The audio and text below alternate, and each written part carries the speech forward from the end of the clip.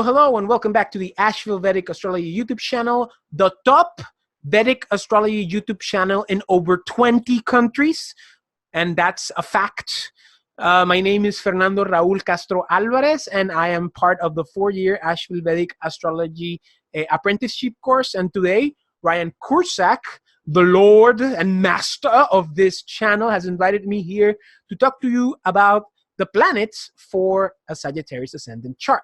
And in this video, we'll be discussing the role of the sun for a Sagittarius Lagna person. And I've already discussed in other videos what it means to have a Sagittarius rising. And for a Sagittarius rising chart or a Dhanus Rashi Lagna Jataka, the sun will rule the 9th house, which is called Shubha Ashtana, or the house of happiness, okay? But before we get into house specifics, it's important to describe what the sun is. And the sun is basically, the sun is God. The closest thing to God is the sun, or at least the closest physical thing that we'll ever bestow our eyes upon is the sun. And the sun is the most powerful planet, but it's the most inefficient planet because he is the king. He is the figurehead, but he really doesn't do anything. He just lifts the finger and everything happens.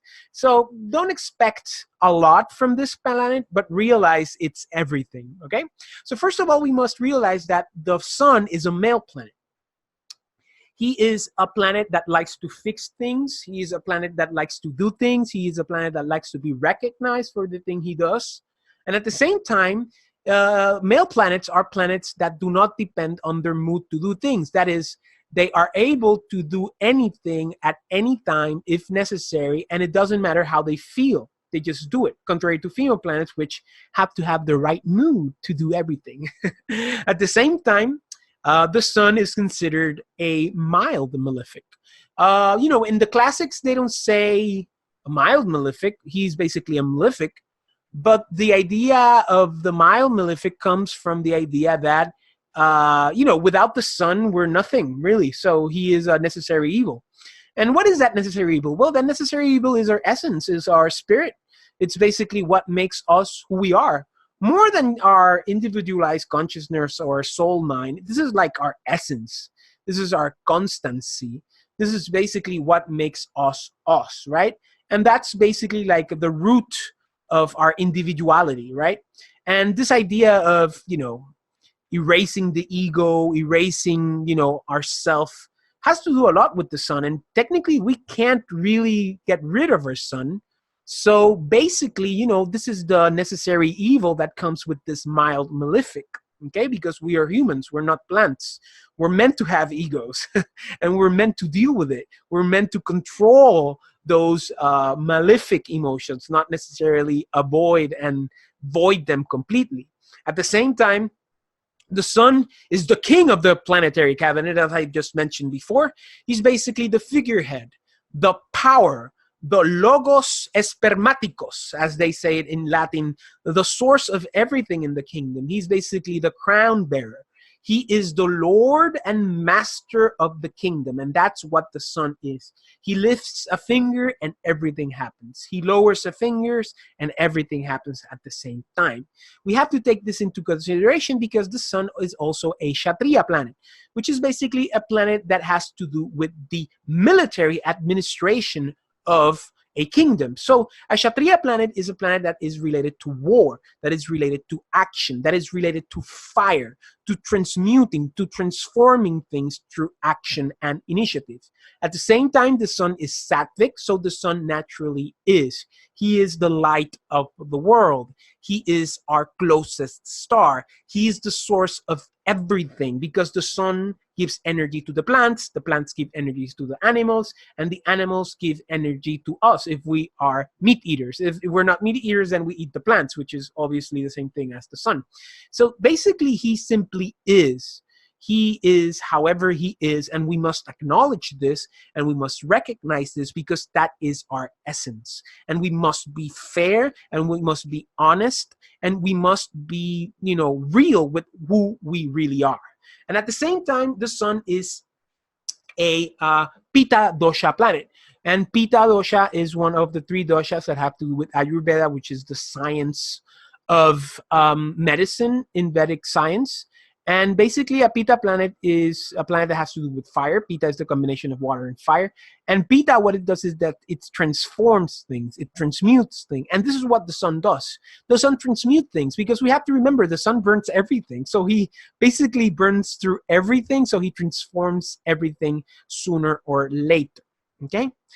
And if we were going to discuss, if we were going to resume, that's not the word. If we were going to summarize, that's the word, the planet of the sun in some keywords, these keywords would be, spirit. We have to remember that the sun is the natural Atmakarka. That's why he is so important, which is basically the natural soul significator or the natural spirit significator, which is like the natural archetype that resembles our spirit. He is also authority, leadership, consistency, and the light. The sun is so important. And we could basically do astrology just with the sun and the planets without the houses or without the signs. And this is how astrology originated in itself. The idea that the same way we take the sun and the moon, we can also take the different planets and their heliacal cycles, and we can get a lot of information out of it, because through the heliacal cycles, we see when the planet is combusted, when the planet is direct, when the planet is retrograde, and so on and so forth. So basically, these are the characteristics that represent the sun. Now, what is the ninth house? As I said, the ninth house is the Shubhasthana, which is the house of happiness. And why is this? This is because the ninth house is basically the house of religion. It is the house of Guru, through whom we meet religion, through whom we reach the happiness of realizing that life's greatest goals is analyzed through higher perspectives. In essence, the ninth is also the house of good fortune. We must remember that the ninth is part of the Dharma Trikona houses, the 1, the 5th, and the 9th, which have to do with Lakshmi, because they're called Lakshmi Shtanas, the places of Lakshmi, which have to do with dharmic fortune and what is there for us. And at the same time, it is the house of devotion, and to a secondary degree, the house of holy matrimony, the house of the ashram of matrimony. In life, you either go to an ashram or you either go to the ashram of matrimony. There is no escape. And it is through this activity of devotion, of the guru, of good fortune, that we realize the happiness that is the ninth house. So how are we going to see these significators combined with this regency for a Dhanus Lagna native? Well, first of all, we're going to see a lot of leadership and authority in ninth house issues related to higher studies, to gurus, to initiation in terms of religious initiation and academic initiation, such as graduations. We're going to be figureheads in our academic fields. If we study, we're going to be exemplary students whenever we have a guru, or at least we're gonna, not necessarily exemplary, but we're gonna stand out, basically because we have the sun ruling over the house. So we will have some sort of authority and we'll have some sort of leadership, even with our guru, even with our spiritual initiation, because the sun rules that house. At the same time, there is a lot of spirit that has to do with natural good fortune. Sagittarius Lagna ascendants are going to naturally understand the benevolence and the importance of good fortune, the benevolence and the importance of dharma, the benevolence and the importance of having a teacher and following that teacher, even though they might have authority and leadership over them. They follow them because they recognize the importance of hierarchy, just like any Kshatriya planet would. And at the same time, ruling the ninth, we're going to see that these natives are very consistent in their devotion, very consistent with their gurus, very consistent with their ninth house good fortune, initiation, and deeper understanding of everything. You know, they're going to be constant. Of course, that's going to depend on the dignity of the sun. If the sun is in Libra, then, you know, don't expect these qualities to really manifest itself, as we're going to see later on when we discuss this. So this depends obviously in the dignity of the sun, but in essence, we're going to see a lot of consistency in these fields. And through all these significations, you know, Sagittarius Lagna will become a sort of light, a sort of sun, when it has to do with deeper understanding of things, of being a person of an order. You know, this is the type of person that might graduate, let's say, from a program, from a secret society, from a university, and they will become, you know, important students later on, because they will have that solar capacity to project that ninth house fortune, that ninth house deeper understanding towards others in the future. Okay. Now, we must remember that the ninth is seen through the filter of Leo.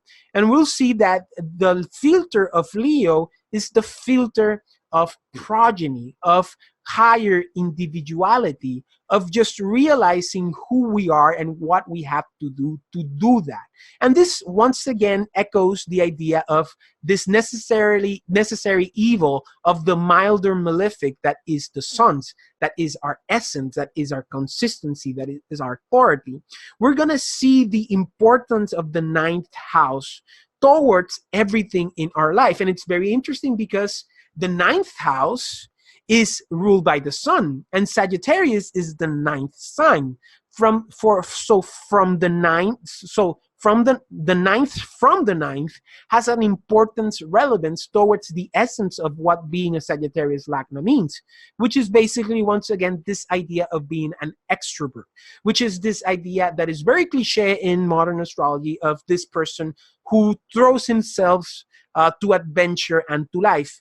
And one of these factors is because he, the Sagittarius Lagna person, understands the importance of wisdom, understands the importance of happiness through higher values, through higher perspective, through the deeper understanding of the Shubhasthana, or the place of happiness. Okay? And we also have to remember that, you know, these houses are in trikona from each other. And they are, in essence, part of the Agni Trikona, part of the Dharma Trikona. And you shouldn't, you know, I mean, you could do this. You shouldn't associate Purusharthas with the signs. But, you know, they are secondary associations to the elements or the triplicities. So in essence, you could see this idea of Dharma very, very present in Lagnas of the fire nature, because for a Aries ascendant, the ninth will be Sagittarius. For a Sun ascendant, Aries will be the ninth. And for Sagittarius ascendant, the Sun or Leo will be the ninth. So we see here, you know, an importance within it. Did I say, I mean, for Aries, the ninth will be Sagittarius. For the Sun, the ninth will be Aries. And for Sagittarius, the ninth will be Leo. I'm sorry if I got confused, but that's what I meant. So there's going to be a strong dharmic purpose to the person here. And Dharma is very important because Dharma is basically the law.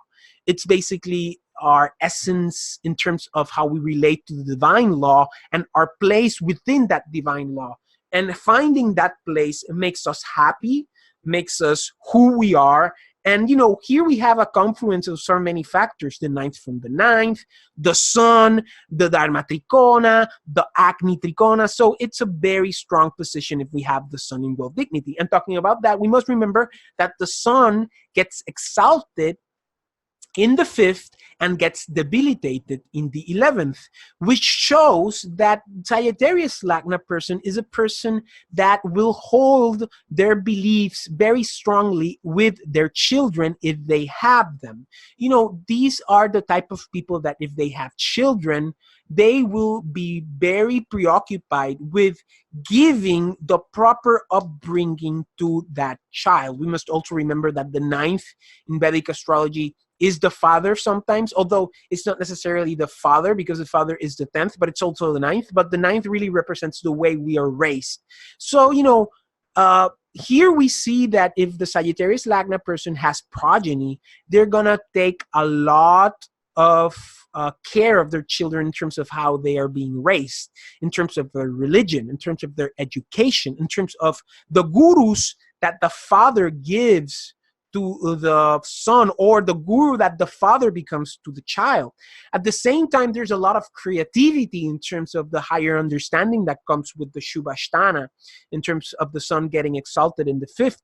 This is a person that can get very creative with the type of religion or perspective of life they choose, and they can bring some nuance to this field. However, the 9th lord, the sun, gets debilitated in the 11th in Libra. And this is very interesting because the 11th has to do with our social engagements and our long-term goals and aspiration, and Libra has to do with other people. And here we see that the sun gets debilitated here. So, for a Sagittarius Lagna person,